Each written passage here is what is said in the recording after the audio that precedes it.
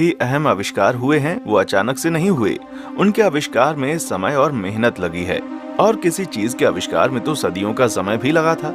लेकिन दोस्तों, बहुत से लोगों के मन में एक सवाल ये भी आता है कि इन वैज्ञानिकों को ये आइडिया आता कहाँ से है कि उन्हें किस चीज का आविष्कार करना है। तो दोस्तों, आपको बता दें, जरूरत इंसान को आविष्कार करने पर मजबूर कर देती है। मतलब जैसे जैसे इंसान की जरूरतें बढ़ती जाती हैं, उसी तरह नए नए आविष्कार भी होते जाते हैं। और साथ ही दुनिया के बहुत सारे आविष्कार इंसान ने प्रकृति को देखकर बनाए हैं। मतलब कहीं ना कहीं प्रकृति हमें इशारा देती है नए नए आविष्कार करने के लिए।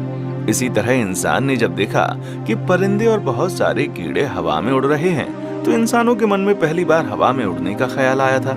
बस फिर क्या था दोस्तों, इसी ख्वाब को हकीकत में बदलने के लिए सदियों से कई वैज्ञानिक हवाई जहाज या हेलीकॉप्टर जैसे किसी वाहन को बनाने में जुट गए थे। और इसी के परिणाम स्वरूप सन 1903 में राइट ब्रदर्स ने हवाई जहाज का सफल आविष्कार किया। हालांकि इनसे पहले भी कई वैज्ञानिक अलग अलग समय में इन हवाई वाहनों को बनाने में लगे हुए थे, लेकिन सफलता इन्हीं राइट ब्रदर्स के हाथों में लगी। और दोस्तों, आपको बता दें कि हेलीकॉप्टर को बनाने की कोशिश तो बहुत पहले से की जा रही थी, लेकिन सफल हेलीकॉप्टर का आविष्कार हवाई जहाज के आविष्कार के बाद हो पाया। तो चलिए दोस्तों, आप जानते हैं हेलीकॉप्टर के आविष्कार का पूरा इतिहास।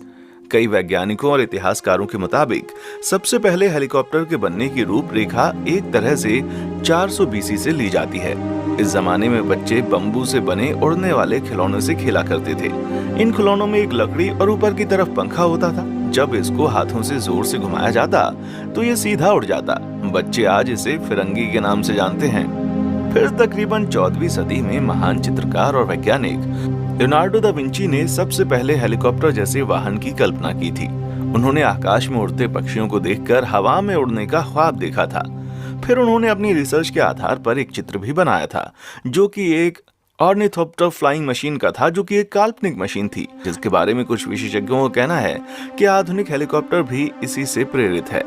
लेकिन विंची का यह प्रयास उनकी कल्पना तक ही सीमित रह गया, क्योंकि उनके पास उस समय इसे चलाने के लिए कोई पर्याप्त साधन नहीं था।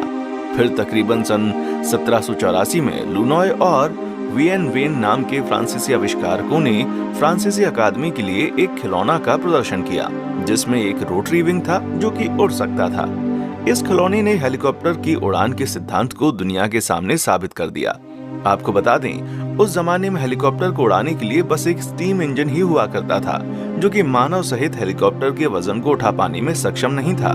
दोस्तों, आपको बता दें कि अब तक के सारे पहले हेलीकॉप्टर मॉडल स्टीम इंजन के सहारे चल रहे थे, लेकिन इंटरनल कंबशन इंजन के बनने के बाद हेलीकॉप्टर को ताकत मिल गई।